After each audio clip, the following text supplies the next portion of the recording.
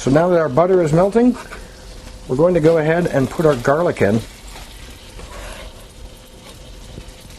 right over the top of that.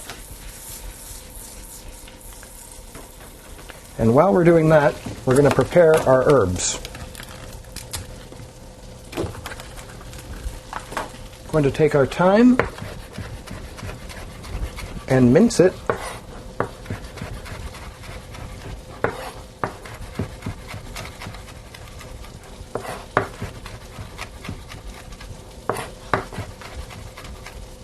You're going to want about 1 to 2 tablespoons. All right, the butter is starting to break down, so we're going to take 1/3 of a cup of white wine. This will give the garlic a little bit more time to cook. And we're going to sprinkle the top with a teaspoon of salt and a teaspoon of pepper. Now, as the wine is cooking out, we're going to come back and add our thyme.